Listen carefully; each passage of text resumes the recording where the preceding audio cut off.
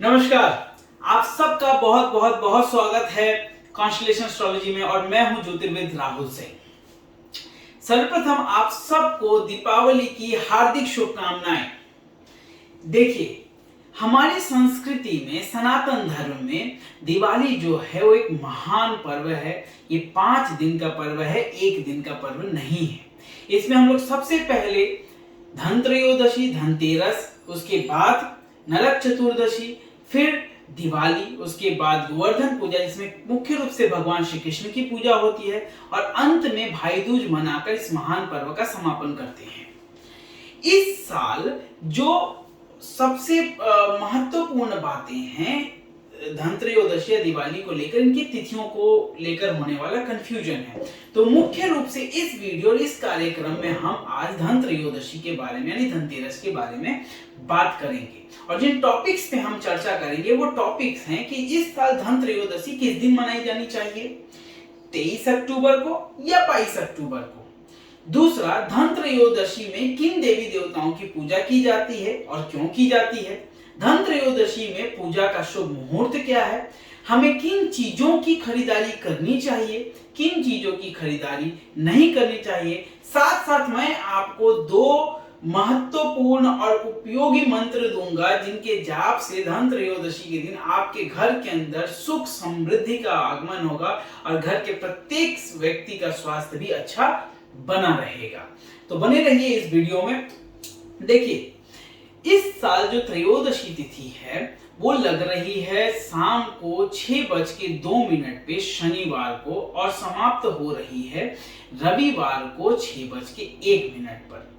जो धनतेरस का त्योहार है वो कार्तिक कृष्ण पक्ष की त्रयोदशी तिथि को मनाया जाता है, जिसे प्रदोष के नाम से भी जानते हैं। अब ये संदेह या कंफ्यूजन आया कैसे? देखिए, हमारे पुराणों के अनुसार, शास्त्रों के अनुसार और कुछ महान ब्राह्मणों, पंडितों और ज्योतिषियों के अनुसार उदया तिथि का बहुत महत्व है। उदया तिथि किसे कहते हैं?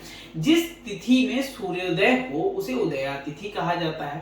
अब आप त्रयोदशी तिथि को जैसे आप देख रहे हैं वो सूर्यास्त के बाद लग रही है, और लेकिन उसकी उदया तिथि रविवार को लग रही है। तो हम त्रयोदशी किस दिन मनाएं? देखिए, सदियों से जिस तरीके से हमारे घर की स्त्रियां जो हैं, महिलाएं जो हैं, वो एकादशी का व्रत करती हैं, पूर्णिमा का व्रत करती हैं, उसी तरीके से महिलाएं प्रदोष का व्रत करती हैं, जिसको त्रयोदशी का व्रत कहा जाता है। इस प्रदोष के व्रत में जो पूजा का विधान है वो शाम के वक्त का है, रात्रि के वक्त का है, संध्या काल का है।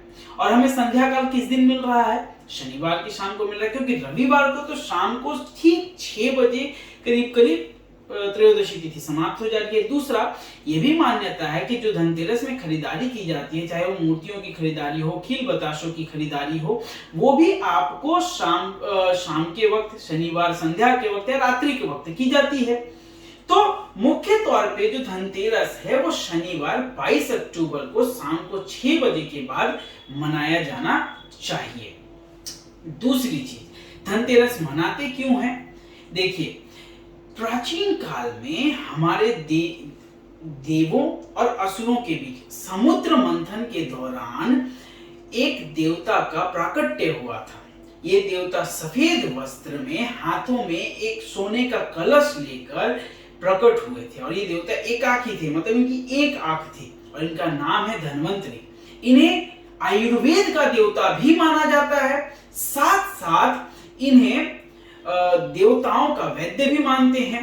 तो इस दिन देवता धन्वंतरी की पूजा की जाती है। दूसरा, धनतेरस के दिन कुबेर के साथ भी जोड़ा जाता है, जिसे यक्षराज कुबेर कहते हैं। इनको आप माँ लक्ष्मी का सचिव या सेक्रेटरी कह लें या मैनेजर कह लें, जो माँ लक्ष्मी के धन का मैनेजमेंट करते हैं, इनकी भी पूजा की जाती है। तो धनत्रयोदशी के दिन इन 2 देवताओं की पूजा करते हैं। अब इसका कारण हम समझ लेते हैं कि इन्हीं 2 देवताओं की पूजा धनत्रयोदशी के दिन क्यों किया जाता है। देखिए, हमारी जिंदगी में चाहे आप हो चाहे मैं हूं, सब हम चाहते हैं कि हमारे परिवार के प्रत्येक सदस्य का स्वास्थ्य अच्छा बना रहे, किसी को कोई बड़ी बीमारी ना हो, हमारा जो धन है वो बीमारियों के पीछे खर्च ना हो, हॉस्पिटल्स में डॉक्टर्स के पीछे हमें पैसा ना देना पड़े। तो इसी वजह से धन्वंतरी देवता की पूजा त्रयोदशी के दिन की जाती है ताकि हमारे घर के अंदर प्रत्येक व्यक्ति का स्वास्थ्य अच्छा बना रहे, हमें किसी प्रकार की बड़ी बीमारी से कोई तकलीफ ना हो, हमें कोई बड़ी बीमारियां ना हो। दूसरा, हमारा धन को हम सही तरीके से मैनेज कर पाए। सभी लोगों की आज की सबसे बड़ी समस्या ये है ना, जब भी कोई क्लाइंट मेरे पास आता है तो उनकी एक ही बात रहती है, सर पैसा ठीक ठाक आ रहा है, पैसे हम कमा ले रहे हैं, पर हो क्या रहा है ना कि पैसे आते तो हैं पर आने से पहले उनके जाने का रास्ता तय हो जाता है, पैसे घर में टिकते नहीं है। यानी कहीं ना कहीं मैनेजमेंट में गलती हो रही है, पैसे कैसे खर्च हो रहे हैं हमें पता ही नहीं है। यह सवाल सबके मन में बना रहता है। तो भगवान कुबेर या यक्षराज कुबेर की पूजा करने से कम मैनेजमेंट का आशीर्वाद तो हमें मिल ही जाएगा। तो धनत्रयोदशी के दिन कुबेर जी की पूजा और धनवंतरी की पूजा अच्छे स्वास्थ्य और धन संपत्ति की वृद्धि के लिए की जाती है। अब हमें क्या खरीदना चाहिए धनतेरस के दिन? देखिए, मैंने अभी आपको बताया कि समुद्र मंथन के दौरान भगवान धनवंतरी जो है हाथ में सोने का कलश लेकर प्रकट हुए, तो उस कलश के अंदर क्या था? अमृत था। आज पृथ्वी पे अमृत क्या है? क्या कहा जाता है? जल ही जीवन है, और अमृत हमें क्या देता है? जीवन देता है। तो सबसे पहले आपको जब भी आप बाजार जा रहे हैं तो एक ऐसा पात्र अवश्य लें जिसमें आप जल पानी को स्टोर कर पाए या फिर उसको पानी पीने के लिए प्रयोग कर पाए। वो बाल्टी हो सकता है, कलशी हो सकती है, ग्लास हो सकता है, लोटा हो सकता है, चाहे जो भी जिसमें आप पानी को स्टोर कर पाए, रख पाए, ऐसा पात्र लें। पानी पीने का ग्लास ले लें और ये अवश्य ले, जरूर लें। दूसरी चीजें, अभी हमारी जिंदगी से कोरोना थोड़ा बहुत बाहर गया है और हमें एक चीज सिखा कर गया। हमारे पॉकेट में एक छोटी शीशी होती थी जिसे हम सैनिटाइजर्स कहते थे। हाथों को बार बार धोना, सैनिटाइज करना, यानी हमने वहां से क्या सीखा? ये हमारे प्राचीन काल में हमारी संस्कृति सिखाते आ रही है कि साफ सफाई अत्यंत आवश्यक है। तो धनतेरस के दिन आपको क्या खरीदना चाहिए? हमारे हिंदू परिवारों में जो झाड़ू है ना, वो साफ सफाई का प्रतीक है।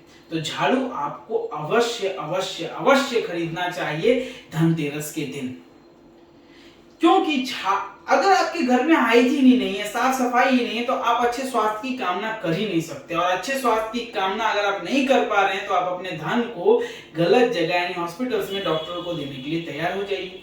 तो आपको क्या खरीदना है? जो मुख्य रूप से दो चीजें जो आपको खरीदनी है, वो पहला झाड़ू और दूसरा किसी भी तरीके के जल का पात्र। आइए, जल का पात्र, अब देखिए, कुछ लोग आभूषण खरीदते हैं, कुछ लोग बर्तन खरीदते हैं, आप खरीद सकते हैं। ध्यान रहे, ये बर्तन पीतल, तांबे, चांदी, सोने और आभूषण जो है आपके सोने के रहें। और तीसरी चीज जो आपको जरूर खरीदनी चाहिए वो चांदी, जो मां लक्ष्मी को अत्यंत प्रिय है। इस चांदी का क्रय कर दीपावली के दिन मां लक्ष्मी को आप इसको अर्पित करें। अब ये हो गई खरीदारी की बात। आपको क्या नहीं खरीदना चाहिए? देखिए, मैं अपने सभी क्लाइंट्स को ये बात बताता हूं, चाहे धनतेरस किसी भी दिन पड़े, वो इसलिए नहीं कि धनतेरस इस साल शनिवार को पड़ रहा है इसलिए मैं मना कर रहा हूं। आपको किसी भी धनतेरस पे लोहे का किसी भी प्रकार का सामान नहीं खरीदना है। आपको कोई भी इलेक्ट्रॉनिक गैजेट्स नहीं खरीदने हैं। आपको किसी भी तरीके की वॉशिंग मशीन हो जाए, फ्रिज हो जाए, चीजें नहीं खरीदनी, क्योंकि इसमें इलेक्ट्रोमैग्नेटिक वेव्स होती हैं, काफी लोहे का प्रयोग किया जाता है।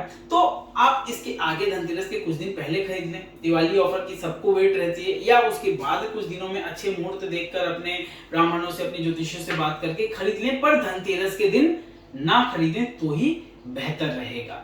अब जो मुख्य बात है, धनतेरस के दिन देवता कुबेर जी की और देवता धनवंतरी जी की पूजा कैसे की जाए? देखिए, सर्वप्रथम हम धनवंतरी जी की पूजा करेंगे, फिर कुबेर जी की पूजा करेंगे। इसके पीछे का भी वैज्ञानिक कारण ये है कि आपको क्या पहले चाहिए? धन चाहिए, फिर अच्छा स्वास्थ्य। आपके पास अगर धन आ गया और आपके घर में अच्छा स्वास्थ्य ही नहीं है तो आपका धन बेवजह है, बेकार है, किसी काम का नहीं है, वो सिर्फ आपके स्वास्थ्य के पीछे हॉस्पिटल्स में जाएगा। तो पहले आपको चाहिए अच्छा स्वास्थ्य। वो वेस्टर्न कंट्रीज में एक कहावत है ना, हेल्थ इज वेल्थ। तो पहले हमें अच्छा हेल्थ चाहिए, फिर हमें वेल्थ चाहिए। तो कैसे पूजा करेंगे धनवंतरी जी की और कुबेर जी की, इसका सरल और साधारण सा उपाय मैं आपको बताने जा रहा हूँ। देखिए, आपको एक चौकी लेनी है, एक छोटी सी चौकी लेनी है।